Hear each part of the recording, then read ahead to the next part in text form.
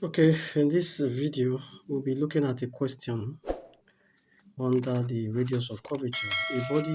A ball is projected horizontally from the top of a vertical tower of height 30 meters with a speed of 20 meters. It has no component along the vertical.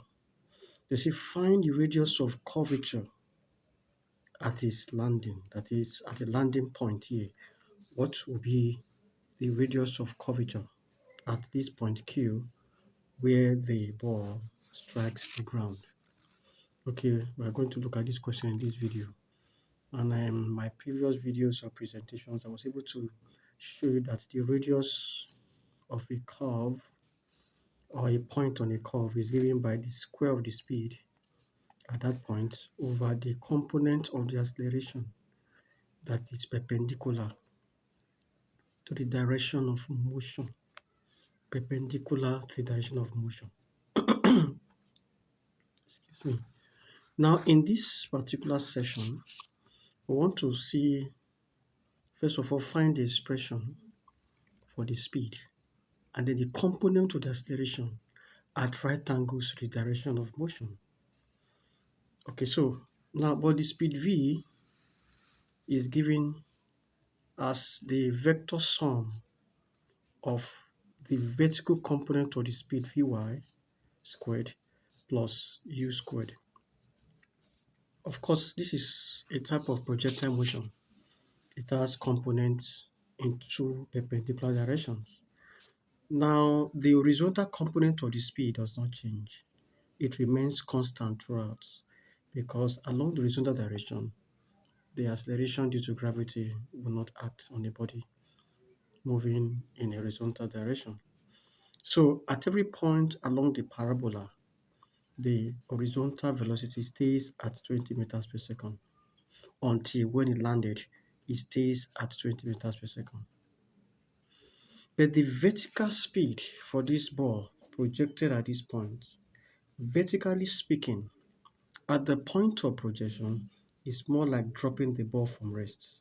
So the initial velocity or the vertical component of the initial velocity of this ball is zero. At the point it is being projected, it's more like dropping it from rest. When you drop an object from rest, you know that its initial velocity of speed is zero. So the speed keeps increasing. Let's say at this point, we can, write an expression for the vertical speed v or vy, which is given as g because this is a motion under gravity. So it's affected by this acceleration due to gravity multiplied by t. Now this is a time taken for the ball to go all the way from the point of projection to this point. Let me call this point A. So the time taken to go from this point to this point is this time t. So if I have that time, I can find vy. So when the body strikes the ground, what is the value of vy? Vy is still given as the product of g times t, but this time around, this t becomes the time taken for the ball to strike this point Q. And that's more like saying time of flight.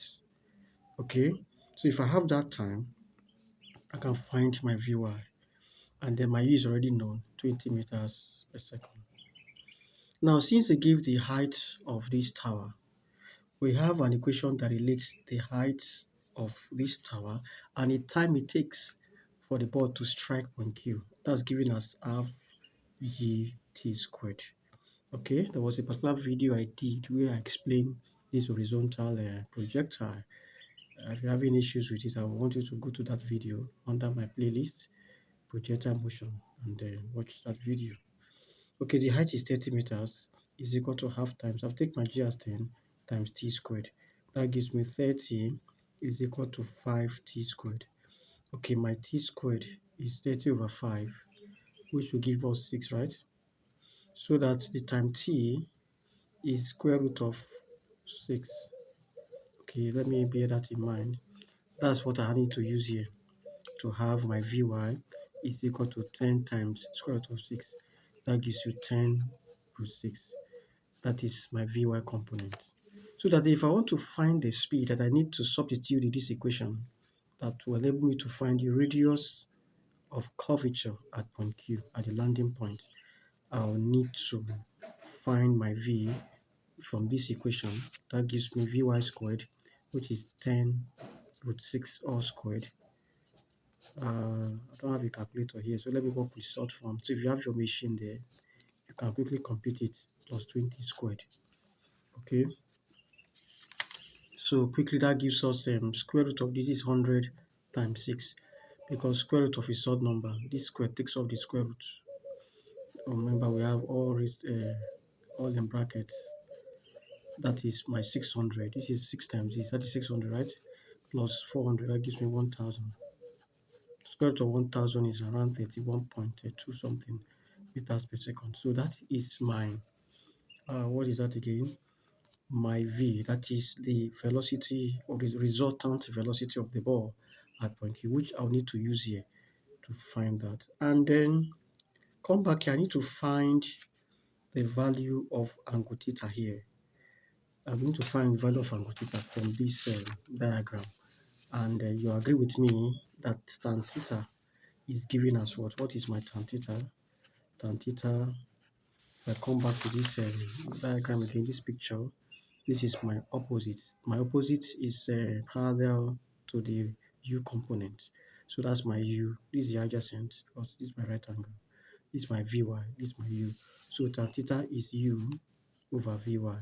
U is already given as 20 over, this is 10 sub 6. That gives me 2 over sub 6. Okay, that's my tan theta. So that theta is tan inverse of 2 over sub 6. Okay, I can rationalize this to give me theta equals tan inverse of 2 sub 6 over 6 by rationalizing. That gives me sub 6 over 3. Okay, that's translating that to a rational expression. I have sub 6 over 3.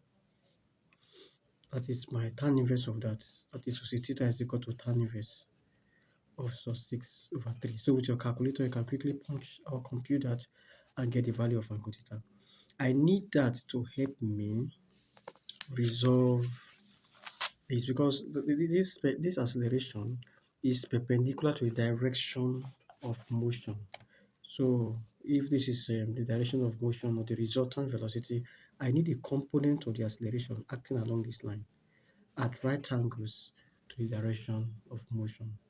So I will resolve this into G will be resolved now into G sine theta and G cos theta. So my G sine theta is starting along this line because this is opposite of hypotenuse. So this is my G sine theta here because this component is parallel to this component. So whatever I get here is the same as this.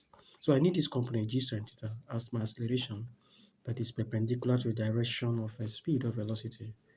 And then my sine theta, I need to work it out here so that at the end I have, if I have my sine theta, whatever it is here, where my sine theta is here, I'll come as the radius of curvature is V. What's my V? 31.2 squared over G sine theta. Okay, so I want to leave it in terms of sine theta. Now, this 31.2 squared is the same thing as 1000 because, of course, V squared from here was 1000. It's when I wanted to find my V that I have to take square root. So I come back here, this is my 1000 divided by 10 sine theta. So whatever I have for theta here, I'll slot it in here and then determine the radius of curvature. Okay, in the next video, we'll look at acceleration of a body in circular motion. Okay, so see you in the next video.